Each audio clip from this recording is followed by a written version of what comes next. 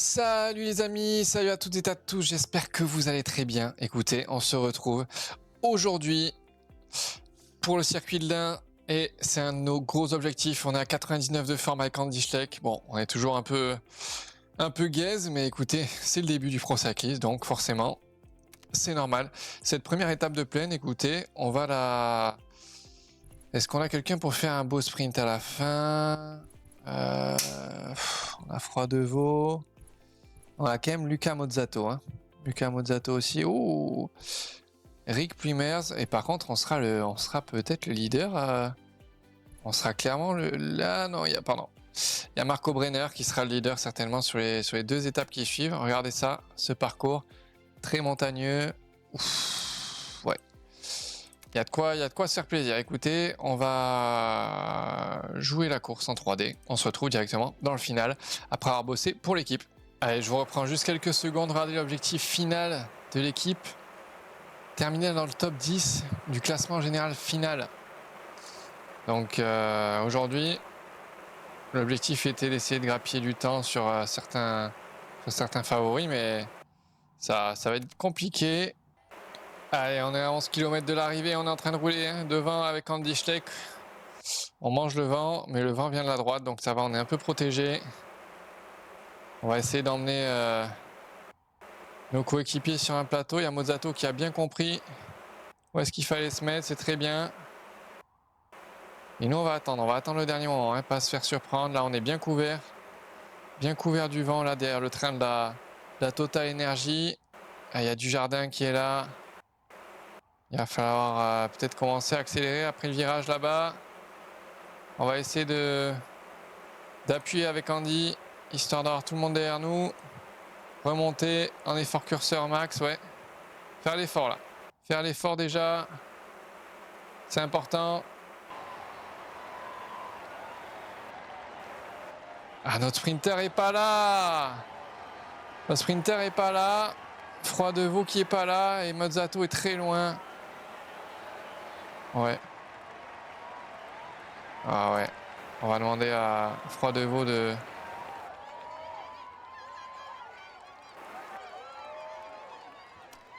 lancer son sprint directement.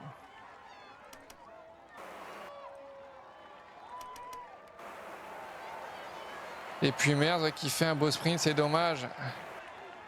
Et Froidevaux qui était costaud. Oh là là. Mozzato qui fait loin, mais on en met deux dans les 10, je crois. Ouais. Froidevaux et Pluimers 9 et 10. Il était pas dans la bonne roue, Froidevaux, malheureusement. C'était plus costaud en plus chez nous au sprint, c'est dommage. C'est dommage, mais c'est comme ça. Nous, avec Andy, on termine 24e sur une étape de sprint. Ça se voit qu'on a progressé à certains endroits. 25e au classement général provisoire, et me faites pas chier. C'est normal. Attendez, les gars, vous avez vu le circuit. Allez, nous c'est parti. On va essayer de faire le plus beau résultat possible avec Andy Schleck sur cette course. Aucune idée du niveau en face, mais on veut qu'on fasse le DS veut qu'on fasse un top 10 au général. Écoutez, on va voir si c'est possible, tout simplement. Allez, forme du jour +1, ça fait plaisir, ça nous fait des belles stats. Je suis équipier. Ils veulent que je bosse 20 km en tête, etc. Je comprends pas. On était leader hier, on est équipier aujourd'hui. On va voir.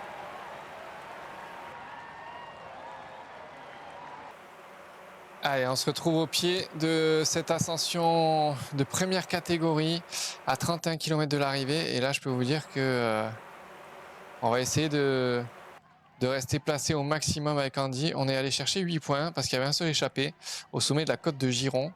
Histoire de se placer, on ne sait jamais pour le maillot à poids. C'était 8 points gratos où personne ne les a disputés. Donc on y allait et ça l'a fait. Donc là, un col très difficile. On est au pied là, ça va bientôt se durcir. Et ensuite une arrivée, vous voyez, très roulante. Donc si jamais on veut faire la différence ou sortir dans un groupe de costauds, il va falloir le faire tôt, j'ai envie de dire. Mais là, il reste 8 km d'ascension. On va voir ce que ça peut faire. Avec des belles stats, 73 montagnes, 72 moyenne montagne, 72 vallons. Il n'y a rien, des bonnes notes d'endurance. Mais pour l'instant, ça roule très très fort. Ça roule extrêmement fort. Et on a Maxime Decomble là-bas qui roule en tête. Il y a du beau monde, Valerio Conti. Ça va être dur de se faire sa place. On va essayer avec Andy. Ah, et ça attaque, ça attaque. Qui c'est qui attaque? C'est Brian Cocard. Brian Cocard, tout simplement, pour vous dire que... Ah non, il attaquait pas, pardon. C'est juste un gros rythme mené par les coéquipiers de Brian Cocard et par Brian Cocard lui-même. Et nous, on va essayer de suivre les accélérations, essayer de rester placé au maximum quand même. On a Plumers et Brenner qui sont toujours là. Brenner, ça lui fait quelle stat? Ah oui, Brenner, c'est très costaud hein, en termes de statistiques là. Oh, ouais. Il va être avec nous un moment, je pense, Brenner.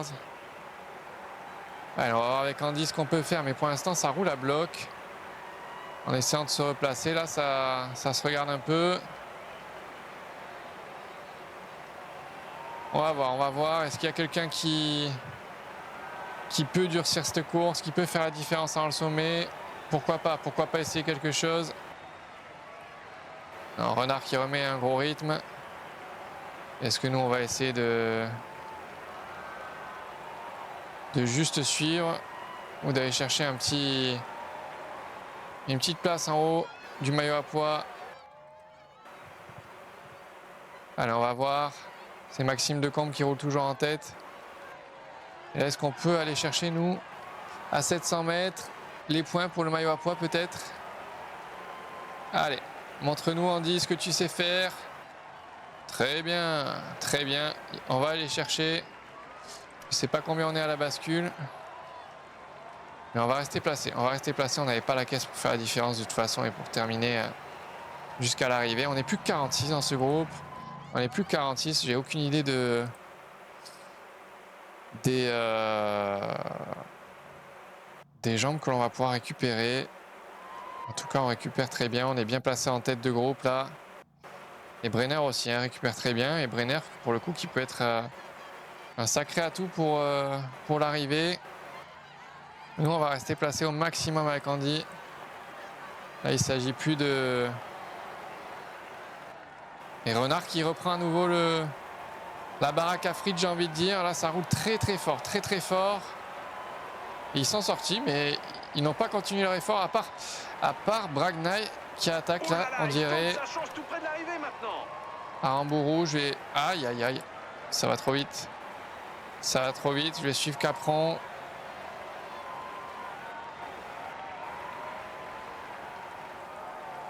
Ah, il faut suivre les bonnes roues là. Il faut suivre les bonnes roues. Rudy Capron qui emmène Jarnet. Il faut regarder ce qui se passe devant. Ça roule à bloc, ça c'est sûr. Est-ce que nous on peut rouler plus fort encore? Je sais pas, que Rudy Capron. Faut se tester aussi, voir un peu où sont nos limites. Attention, Arashiro, Yukiya Arashiro. Ça fait plaisir de le voir là, l'éternel. Qui a l'air en super forme pour le coup. Notre ami japonais. Alex Arambo qui est peut-être la roue à prendre. Sur une arrivée comme ça, très complet. Écoutez, nous on est très bien avec Andy pour l'instant, honnêtement, à 6 km de l'arrivée. Brenner, notre coéquipier qui est loin. Nous on est très bien placé, on est placé pour jouer quelque chose, ça c'est sûr. Mais il y a encore un échappé devant. Oula, Rambo qui se fait la malle, attention, il faut le tenir. Surtout pas s'écraser. On va consommer le gel énergétique. Allez, on va consommer le gel énergétique. Pas trop tôt. Il va être très bien emmené par Valentin Ferron. Et nous, on est placé. On sait que la Cofidis a roulé durant cette course. Mais par contre, devant, très très fort. Bragna qui va aller s'imposer, très certainement. Avec l'avance qu'il a. Et nous, on est dans la bonne roue. On est très bien placé pour faire quelque chose. Est-ce que Brenner, notre coéquipier, est là? On n'est plus que 17 dans ce groupe. Ça a cassé derrière. Ça va pas être loin. Attention, Clément Venturini qui va encore plus vite au sprint. Aïe, aïe, aïe. Qui prendre? Il y a Lox devant lui. On va prendre la route de Clément Venturini, je pense. C'est mieux que celle d'Alex Aramburu. Par contre, là, ça met du temps à lancer. Oh, Clément Venturini, qu'est-ce qu'il fait, Clément Venturini? Ouais. Il a fait preuve de On s'est fait un peu manger. pour ajouter cette magnifique victoire à son Et palmarès. on a failli battre Clément Venturini au sprint en plus. Et on va le battre. Il n'avait pas tout son rouge, Clément Venturini. Oh là là, non, on va pas le battre, mais on va faire un beau top 10, 8e. Et surtout, est-ce qu'il y aura une micro-cassure enregistrée? Je ne pense pas, non, je pense pas. Un groupe de 13 qui termine.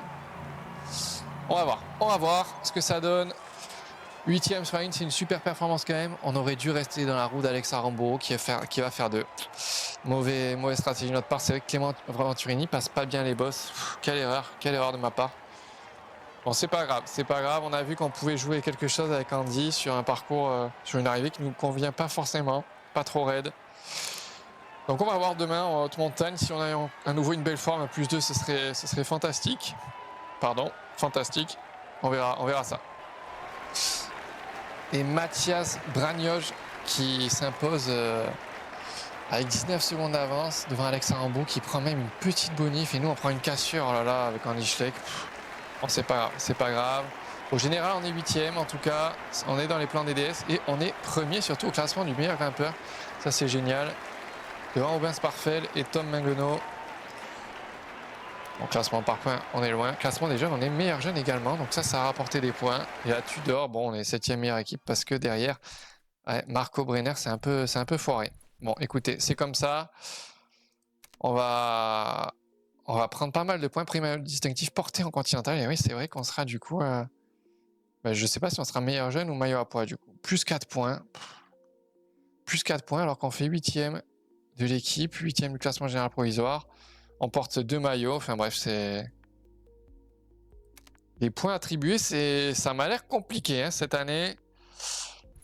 Allez, on se retrouve directement pour cette arrivée au Grand Colombier. Alors là, ce sera 20 points pour le meilleur, pour le premier arrivé en haut. Si on fait dans les 10, on marque des points. Donc j'ai envie de dire, on va tout faire pour être le mieux placé possible à l'arrivée.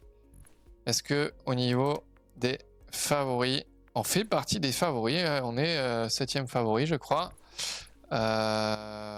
J'ai pas de nom sur... Si, Domenico Pozzovivo, après j'en connais très peu. Ivan Sosa, bien sûr.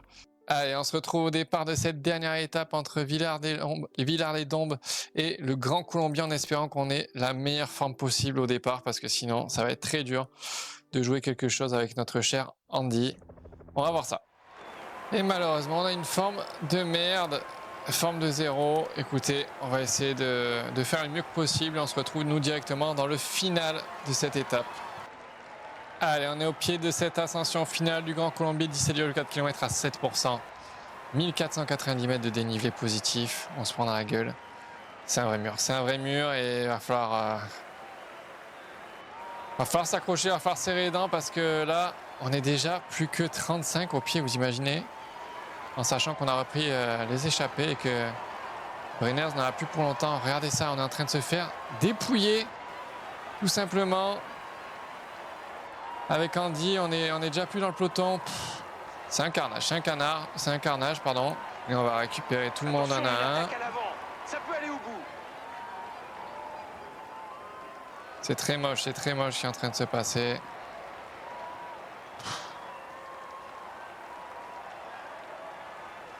On s'est fait ouvrir en deux, littéralement. C'est le mot. Il n'y a pas d'autre vocabulaire à employer.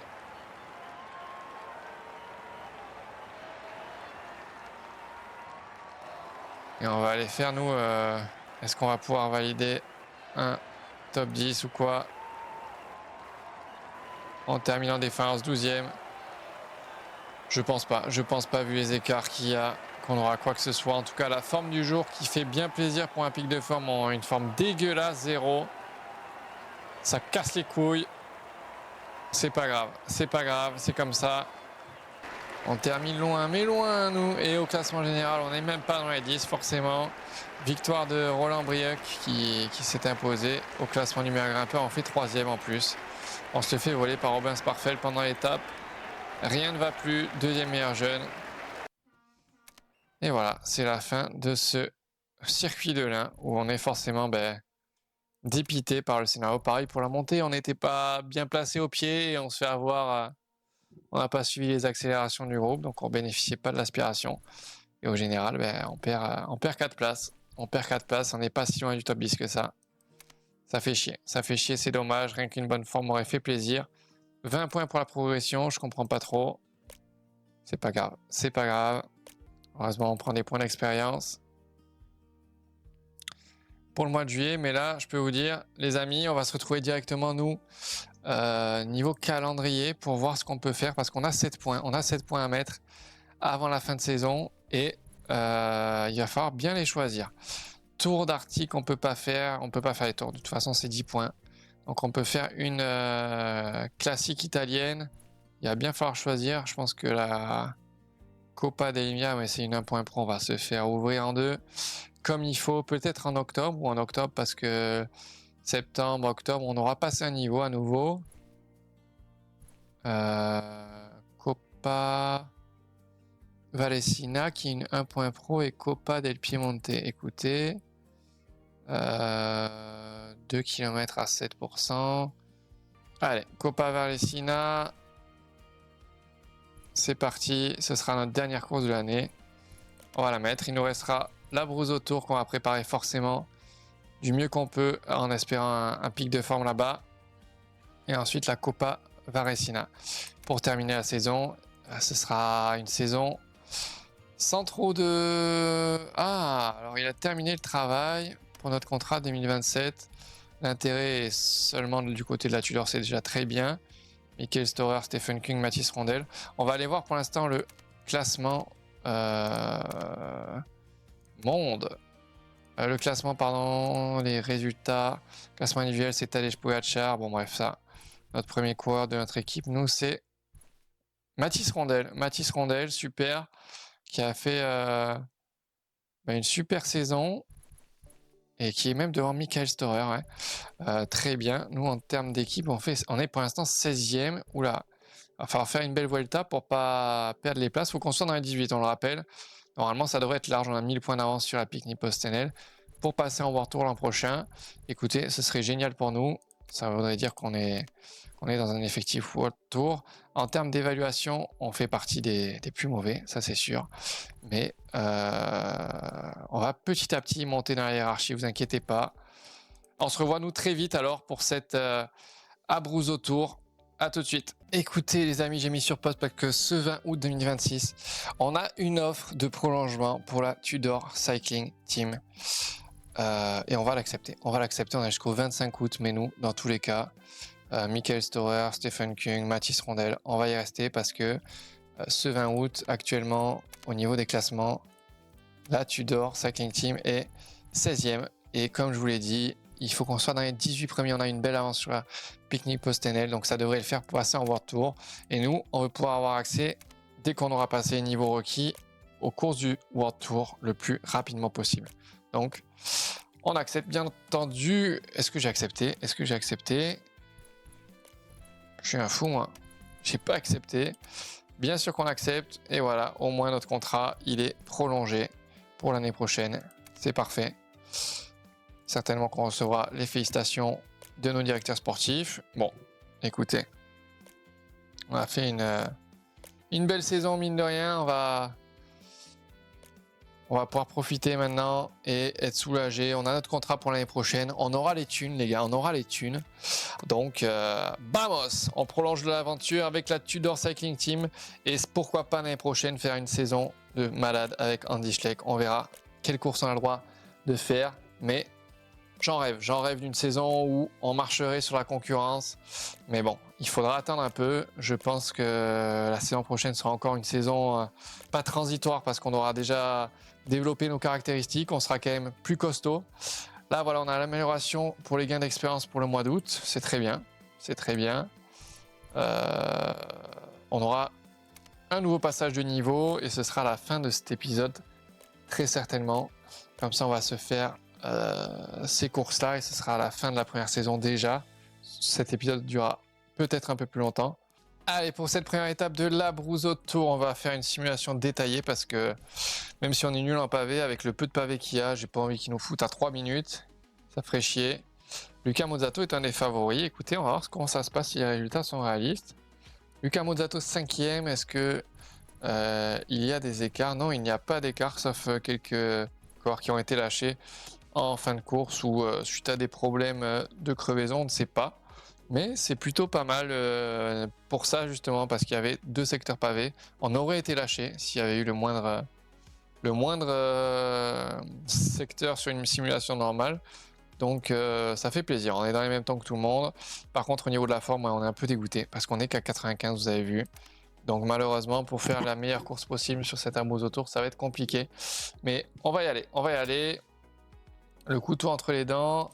Et surtout, il va falloir essayer d'aller chercher ce classement du meilleur grimpeur. Ok. Donc on va pas y aller aujourd'hui, on ira demain. Mais là, on va essayer de simuler cette étape, voir ce qu'il y a à faire. Mais pourquoi pas aller chercher un maillot du meilleur grimpeur, nous, c'est sur ces 3 jours. Ou mieux, peut-être avec une victoire d'étape, ne sait-on jamais.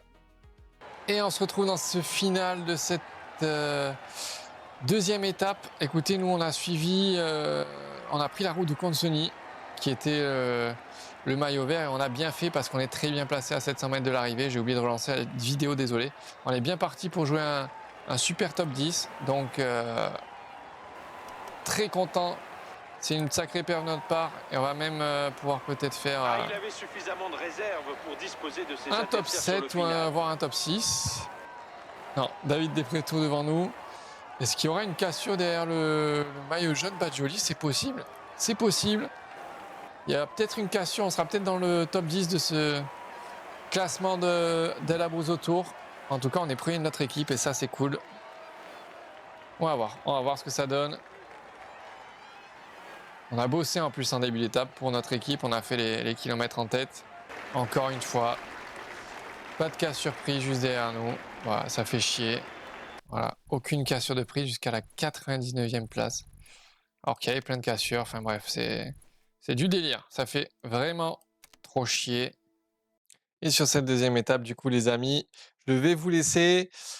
On se retrouve, nous, pour le prochain épisode qui sera à la fin de saison. Cette première saison pro cycliste avec Andy Schleck. Donc, il y aura certainement un passage de niveau et du coup, un renouvellement de contrat avec la Tudor Cycling Team. Tchuss!